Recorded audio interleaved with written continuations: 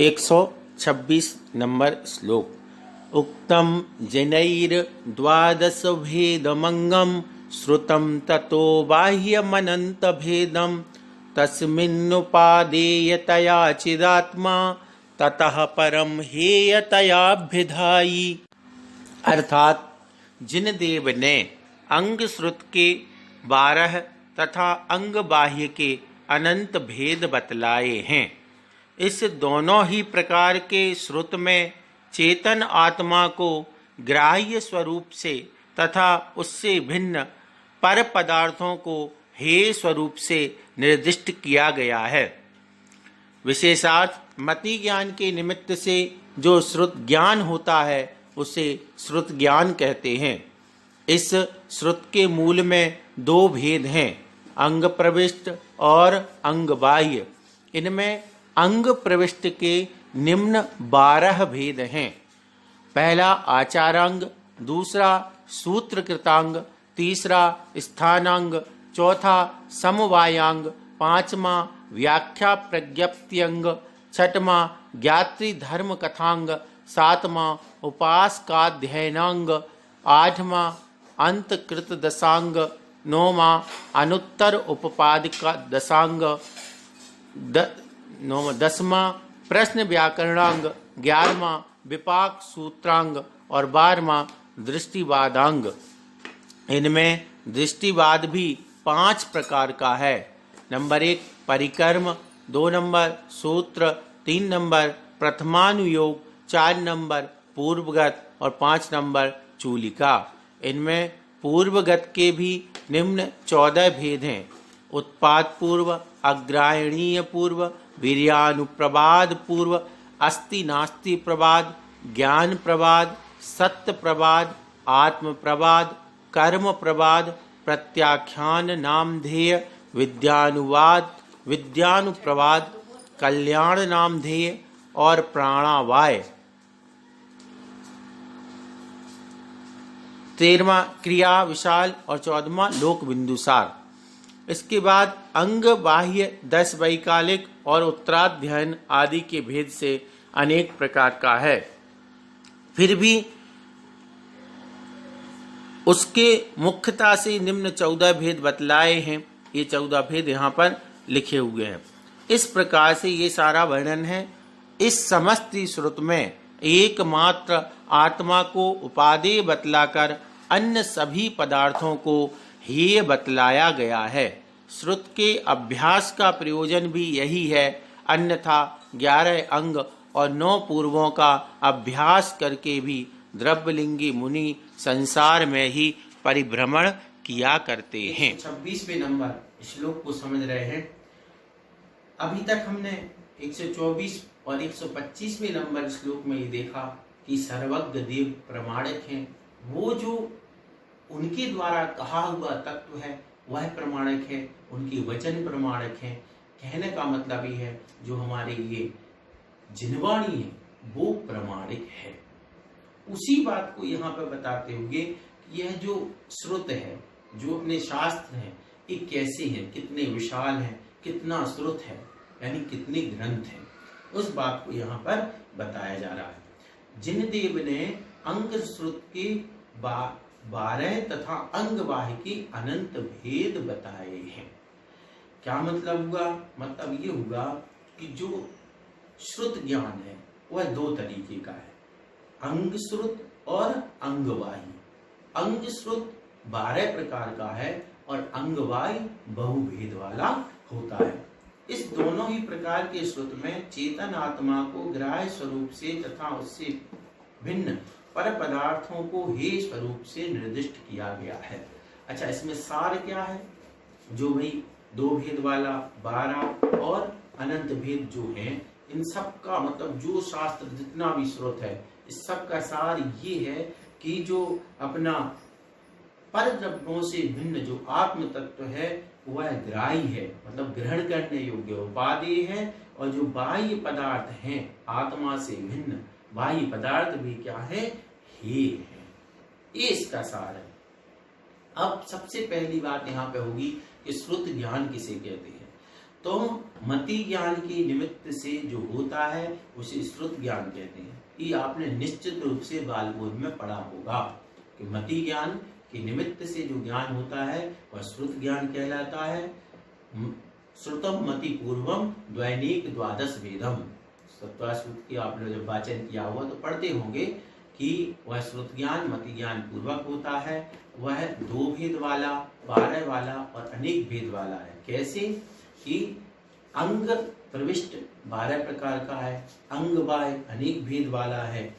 इस प्रकार से उसके प्रकारांतर से भेद होते हैं। अब इसमें जो अंग प्रविष्ट के 12 भेद हैं, जब अपन लोग जिनवाणी पूजन करते हैं तो उसमें आता है पहलो सूत्र कृतांग जानो पहलो आचारांग बखानो दूजो सूत्र कृतांग। इस प्रकार से वहां पर जो ये अंग प्रविष्ट के 12 भेद हैं उनके नाम दिए जाते हैं। मैं समझता हूं कि जो ये 12 भेद हैं इनके नाम आप याद कर लें, बहुत अच्छी बात है। नहीं भी हो तो कम से कम श्रुत ज्ञान की परिभाषा और अंग प्रविष्ट और अंग बाह्य, श्रुत ज्ञान के 2 भेद अंग प्रविष्ट अंग बाह्य, फिर अंग प्रविष्ट के 12 भेद और अंग बाह्य के अनेक भेद, इतना भी याद कर लें तो भी एक दृष्टि से ठीक माना जाएगा। और जो लोग ये 12 भेद याद कर सकते हैं, उनके बीच में भी प्रभेद आएंगे, उनको याद कर सकते हैं, वो और उत्तम कहा जा सकता है। अब लास्ट में इन्होंने क्या लिखा है, श्रुत के अभ्यास का प्रयोजन भी यही है, अन्यथा 11 अंग और 9 पूर्व का अभ्यास करके भी द्रव्यलिंगी मुनि संसार में ही परिभ्रमण करते हैं। असली में होता क्या है, ये सब जो होता है द्रव्य श्रुत होता है और इसके माध्यम से जो आत्मा का कल्याण होता है, जो आत्मा में उस रूप बनने की भावना आ जाती है, ये भाव श्रुत के अंतर्गत आता है। तो कई बार क्या होता है कि ज्ञान हो जाए लेकिन ज्ञान का प्रयोग किसी को अपनी विद्वत्ता दिखाने के लिए या और किसी चीज में लगाने का जब उद्देश्य होता है या उसके माध्यम से साधना करके कुछ और प्राप्त करने का होता है, आत्म कल्याण छोड़ करके, तो फिर वह संसार में ही भटकाने वाला माना जाता है। इसलिए आचार्य कह रहे हैं कि द्रव्यलिंगी जो मुनि होते हैं उनको भी, ठीक है ना, 11 अंग और 9 पूर्वों का अभ्यास करके भी द्रव्यलिंगी मुनि संसार में ही भटकते हैं। इतना ज्ञान हो जाता है लेकिन उनको सम्यक दर्शन नहीं होता है, उनको ज्ञान का जो मूल प्रयोजन आत्मा का कल्याण है वह नहीं होता है। वो तो ज्ञान से भी क्या करना चाहते हैं, संसार के विषय सुख की प्राप्त करना चाहते, निदान करते हैं, इसलिए संसार में ही भटकते हैं। मूल बात इतनी है कि जो सर्वज्ञ हैं उनके द्वारा कहा गया जो ज्ञान है, जो अपने पास है, श्रुत है, श्रुत ज्ञान है, यह 2 प्रकार का है, अंग प्रविष्ट और अंग बाह्य। अंग प्रविष्ट के 12 भेद, अंग बाह्य अनेक प्रकार का। और इन सब के ज्ञान का मतलब ये है कि अपनी आत्मा का कल्याण करें, बाह्य पदार्थों को छोड़ें। 127 नंबर श्लोक। अल्पायुषामल्पधियामिदानीं कुतः समस्त सुत पाठ शक्तिः तदत्र मुक्तिं प्रति बीजमात्रा मभ्यस्यतात्मात्महितं प्रयत्नात्। अर्थात वर्तमान काल में मनुष्यों की आयु अल्प और बुद्धि अतिशय मंद हो गई है, इसलिए उनमें उपर्युक्त समस्त श्रुत के पाठ की शक्ति नहीं रही है। इस कारण उन्हें यहाँ उतने ही श्रुत का प्रयत्न पूर्वक अभ्यास करना चाहिए जो मुक्ति के प्रति बीजभूत होकर आत्मा का हित करने वाला है। नंबर श्लोक को समझ रहे हैं, बहुत अच्छी बात यहाँ पे कही गई है। ये जो अपन सबके मन के प्रश्न का जवाब यहाँ पे दिया गया है कि हमारे सामने इतने शास्त्र हैं, हम कितना पढ़ें, कितना स्वाध्याय करें, ये प्रश्न हर किसी के मन में आने वाला है। तो ऐसे में यहाँ पर आचार्य महाराज ने बहुत अच्छी बात कही कि वर्तमान काल में मनुष्यों की आयु अल्प है। पहली बात तो आयु सीमित है, कम है, बुद्धि अतिशय मंद हो गई है। अब उसमें भी क्या है, बुद्धि कम है। फिर इसीलिए उनमें उपर्युक्त समस्त श्रुति के पाठ की शक्ति नहीं रही है। पर आपने जितना ये द्वादशांग बताया है, ये सब जितना ज्ञान बताया, ये सब पाठ हम नहीं कर सकते हैं। इस कारण उन्हें यहाँ उतने ही श्रुत का प्रयत्न पूर्वक अभ्यास करना चाहिए जो मुक्ति के प्रति बीजभूत होकर आत्मा का हित करने वाले, मतलब जिससे बस मोक्ष का बीज तैयार हो जाए। इसका मतलब क्या होता है? इसका मतलब ये होता है कि जैसे मान के चलो, इसको अपन ऐसे समझ सकते हैं, जैसे कोई किसान है और किसान के यहाँ सैकड़ों बोरे मान के चलो गेहूं उत्पन्न हुआ, लेकिन वह बीज के लिए कितना बचाता है? 1 बोरा 2 बोरा। तो बीज के लिए उतना ही पर्याप्त है। इसी प्रकार से ज्ञान बहुत है, लेकिन आत्मा के कल्याण का बीज बनाने के लिए कुछ 7 तत्वों का यथार्थ सिद्धांत करना, देव शास्त्र गुरु को, द्रव्यों को समझना, ये जो ज्ञान है, ये ज्ञान ही मोक्ष के वृक्ष के बीज के समान माना जाता है। दूसरी बातों में कहे, इसको और अपन थोड़ा सा समझे, अनंत शास्त्रम बहुला च विद्या अल्पश्च कालो बहुविघ्नता च यत्सारभूतम तदुपासनीयम हंसो यथा क्षीर विवाहु मध्या। कितनी बड़ी बात है। अनंत शास्त्रम, शास्त्र ग्रंथ है, बहुला च विद्या, बहुत विद्याएं हैं, अल्पश्च कालो बहुविघ्नता च, समय बहुत कम है, बहुविघ्नता, और विघ्न बाधाएं बहुत सारी हैं।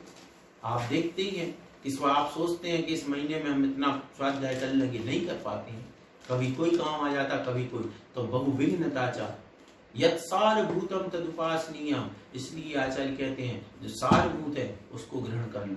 कैसे? हंसो यथा क्षीर भवांगो मध्या, जैसे हंस होता है वह क्या करता है, दूध और पानी जो मिक्स है उसमें से दूध को ग्रहण कर लेता है और पानी को छोड़ देता है।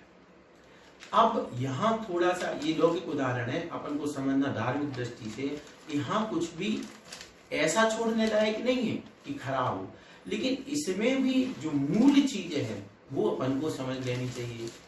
12 वर्षीय पाठ्यक्रम भी इसी का प्रमाण है, इसी के अनुसार है कि जब हमारे पास जिंदगी छोटी है और हमारे पास शास्त्र बहुत सारे हैं, उनमें से महाराज जी ने यही सोच करके तो 12 वर्षों में बनाया कि हम कौन कौन से ग्रंथ ऐसे हो सकते हैं जिन ग्रंथों को पढ़ भी सकते हैं और जिन ग्रंथों को पढ़ने के बाद हमारी आत्मा का कल्याण हो सकता है, और जो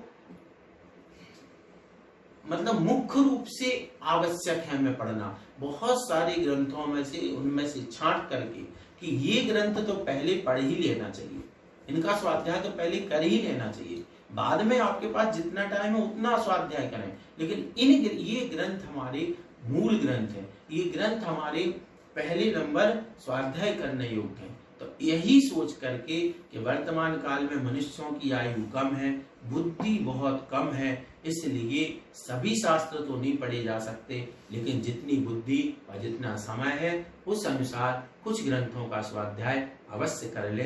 यही इस श्लोक का सार है।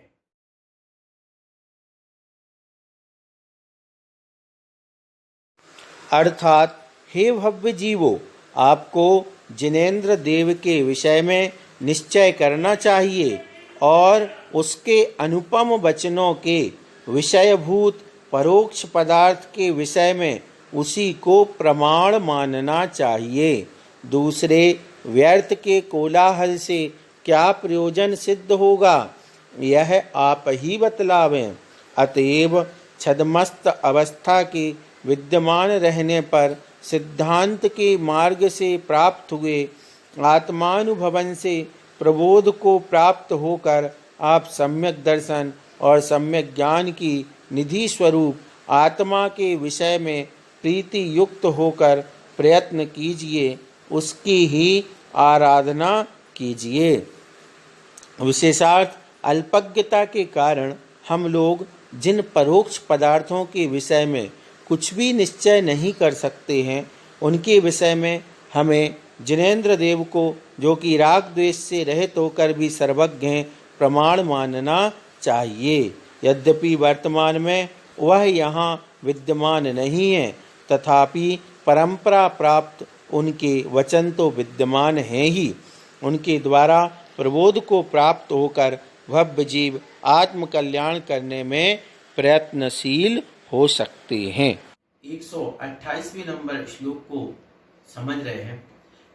अभी जब हमने 127वें श्लोक में देखा कि हम जितनी बुद्धि है और जितनी शक्ति और समय है उतना स्वाध्याय करना चाहिए। अब स्वाध्याय करते समय कई प्रकार की बातें आती हैं। हम नंदीश्वर दीप पढ़ने लगे, हम तीनों लोगों को समझने लगे, हम मोक्ष समझने को बैठे तो दिखता ही नहीं है तो सामने, तो फिर विकल्प आते हैं। तो ऐसे में क्या करें, तो यहाँ पे इसी बात का उत्तर दिया जा रहा है, हे भव्य जीवो, आपको जिनेंद्र देव के विषय में निश्चय करना चाहिए और उसके अनुपम वचनों के विषयभूत परोक्ष पदार्थ के विषय में उसी को प्रमाण मानना चाहिए। क्या मतलब, जिनेंद्र देव हैं वे प्रमाण हैं। किन चीजों में, जो हमें दिखाई नहीं दे रही हैं उनके बारे में वे हमारे प्रमाण होते हैं। अब देखो कि हम किसी रोग को नहीं देख पाते हैं। आज जैसे मान के चलो कोरोना, किसने देखा कोरोना, कहाँ है बताओ, आपने देखा क्या? लेकिन मान रहे कि नहीं मान रहे हैं? किसके आश्रय से, किसी दूसरे के कहने पर हम माने जा रहे हैं कि कौन। इसी प्रकार से हर कोई हर किसी चीज का विशेषज्ञ नहीं है। ये जिनेंद्र भगवान ने देखा था क्योंकि उनका ज्ञान इतना निर्मल था, तो उन और वो प्रमाणिक थे, तो वो वक्ता प्रमाणिक हैं, इसलिए उन्होंने जो बात कही वह भी क्या है, प्रमाणिक है। तो अब उस प्रमाणिकता को मानते हुए दूसरे व्यर्थ के कोलाहल से क्या प्रयोजन सिद्ध होगा, अब आप ही बतलावें। अतएव छदमस्त अल्पज्ञ अवस्था के विद्यमान रहने पर सिद्धांत के मार्ग से प्राप्त हुए आत्मानुभवन से प्रबोध को प्राप्त होकर आप सम्यक दर्शन और सम्यक ज्ञान की निधि स्वरूप आत्मा के विषय में प्रीति युक्त होकर प्रयत्न कीजिए। जो परोक्ष विषय है उन विषयों पर हमें केवली भगवान पर श्रद्धा करके श्रद्धा रखनी है। क्यों? क्योंकि ये हमारे ज्ञान के विषय नहीं है। बहुत दुनिया में ऐसी चीजें हैं जो हमें सामने प्रत्यक्ष नहीं होती हैं, फिर भी हम मानते हैं। क्यों? क्योंकि उनका किसी न किसी अनुमान से निश्चय होता है। आचार्यों ने उदाहरण दिया अपने शास्त्रों में कि जैसे मान के चलो कहीं पर धुआं दिख रहा है, अब आपने कहा वहां आग होगी, अरे आग आपने देखी है क्या? नहीं देखी, लेकिन धुआं ये बता रहा है कि आग निश्चित होगी। तो कई चीजें अनुमान प्रमाण से, इसी प्रकार से हमारे जो ये सर्वज्ञ भगवान है अनुमान प्रमाण से हैं, और सर्वज्ञ ने उन चीजों को जो परोक्ष है हमारे लिए उनको देखा है।